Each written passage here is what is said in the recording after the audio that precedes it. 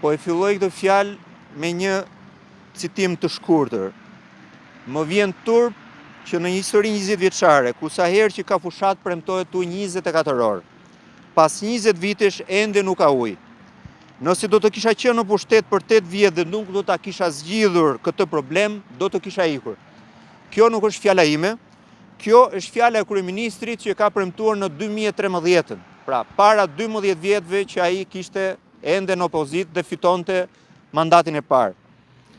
Sot jemi në 2025, kanë kaluar 12 vjet dhe qyteti i Fierit vazhdon të vuajë nga njëjti problem i turpshëm, mungesa e ujit të pishëm në një pjesë të madhe të territorit, ndërprerje të vazhdueshme në të gjithë territorin, në të gjithë furnizimin e ujësjellësit, dhe një shërbim që jo vetëm nuk përmirësohet, por përkeqësohet nga dita në ditë.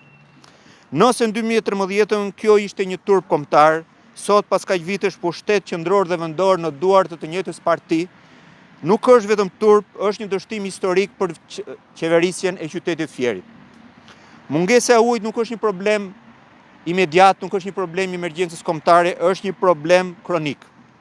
Nuk jemi këtu vetëm për përmbytjet e djeshme dhe të sotshme të Vjosës, ato janë një fatkeqësi natyrore e ditëve të fundit. Por as kjo nuk është justifikim, pasi të zgjedhurit të cilët paguajnë për planifikim, parandalim dhe zgjidhje, duhet të kishin siguruar një qytet mos dilte jashtë funksionit. Por kjo nuk ndodh, sepse ata nuk punësojnë njerëzit e aftë. Punësojnë vetëm njerëz për bindje partijake dhe jo për aftësi profesionale. Dhe kur drejton një qytet me militant në vend të specialistëve, rezultati është ky që shohim sot. Fieri pa ujë të pishëm, ndërkohë që qeveritarët bëjnë shfaqje mediatike pranë zonave të përmbytura. Problemi i ujit në Fier është i përhershëm, për te çdo emergjencë natyrore. Ne jemi dëshmitar të ndërprerjeve të vazhdueshme që nga mëngjesi deri në darkë. Ujësjellësi i Fierit të ndërpret ujin pa paralajmërim, shpesh pas një shpjegim, kur njofton vetëm në Facebook dhe shpesh vetëm pasi ndërprerja të ketë ndodhur. Ky nuk është informim, ky është thjesht propagandë. Ku ta lexojnë këtë njoftim të moshuarit? Ku ta shohin ata që s'kan Facebook? Ku ta kuptojnë njerëzit që punojnë gjithë ditën? Institucionet duhet të përdorin teknologjinë dhe çdo mjet serioz komunikimi për të informuar qytetarët. Njoftimi nuk është dëshirë, është një detyrim ligjor. Institucionet që duhet të përdorin teknologjinë për çdo mjet serioz komunikimi për të informuar qytetarët. Ndërkohë, sipas raportit të ERU, Fieri ka 18 orë ujë në ditë mesatarisht, shumë larg standarde minimal të 24 orëve të premtuara. Pra nuk është një problem natyror, është menaxhim, përgjegjësi dhe mungesë pune të bërë. Por nuk mungon vetëm ujë, mungon dhe energjia elektrike.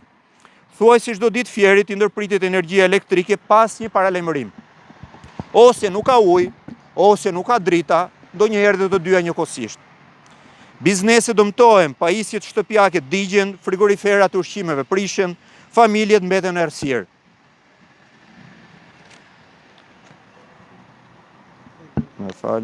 Kush nuk mban përgjegjësi, asnjë kompensim, asnjë plan, asnjë transparencë. Sikur jemi një qytet pa institucion, pa përgjegjësi, pa drejtim. Disa pyetje publike drejtuar Bashkisë Fier.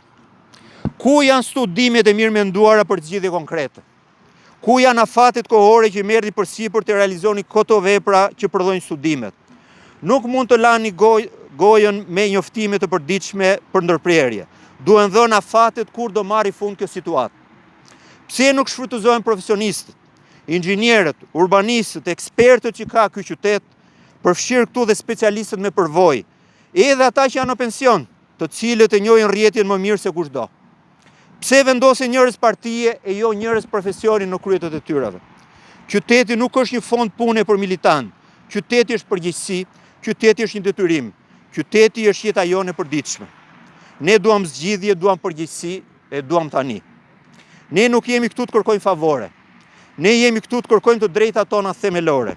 Furnizim me ujë të qëndrueshëm, njoftim transparent dhe me kohë, investime reale, jo vetëm në letër, llogaridhënie për çdo ndërprerje pa arsye. Dhe largim nga detyra e kujdo që se përmbysh atë detyrë që ka marrë përsipër. Përfshirë këtu dhe drejtuesit e bashkisë që kanë për detyrë të kontrollojnë dhe kërkojnë llogaridhënie dhe respektim të kontratës për çdo nënkontraktor që ka marrë përsipër kryerjen e veprave madhore. Ne duam ujë sot, Ne duam drita sot, ne duam një administrim që punon për qytetarët, jo për partinë. Ju faleminderit. Jemi mbledhur sot për të protestuar për mungesën e ujit dhe të energjisë elektrike. U bën disa kohë që ka ndërprerje të shpeshta dhe këto pa paralajmërim. Gjë që bën që neve në familjet tona mos të bëjmë shërbimet tona si përlarje, gatime e tjera e tjera. Jemi vendi i dytë për burime ujore në Europë, pas Norvegjisë. Dhe është merr që pas 25 vjetësh neve të mos kemi ujë për familjet tona 24 orë.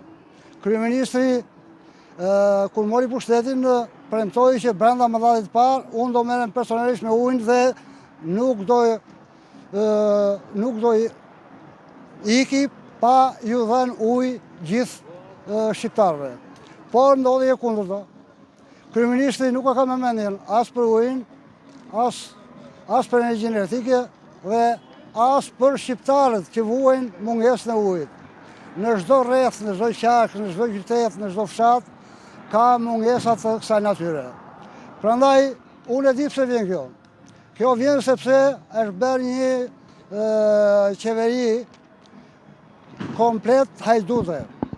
Pas qeverisë hajdute, është dhe një qeveri tjetër vendore, po kështu dhe hajdute. Shumë investime në bërë, po varet se sa ka shkuar në bërjen e punimeve cilësore të këtyre rrjeteve. Prandaj, mendoj që duhet të ngrihet zëri i qytetarëve komplet me qëllim që këta të ndryshojnë rrjetën e qeverisjes dhe të menaxhimit të këtyre burimeve. Tjetër gjë është sepse përderisa vidhet nga qeveria qendrore, vidhet edhe nga qeveria vendore. Të gjithë drejtorat që vendosen në qark apo në qeverinë vendore vijnë me nepotizëm. Janë o bij, ose bija, ose nipër, ose mbesa të politikanëve. Dhe para se të vihet ky drejtor, duhet paguaj tarifën atij politikanit që vendos dhe në pas ky pastaj do i nxjerrin nëpërmjet vjedhjes së tenderave. Të pjesës së tenderave duke quar që punimet të mos bëhen me cilësi të mirë, mos të bëhen me material të mirë, por edhe të plotësojnë atë kodrën që u jep këtyre pushtetarëve.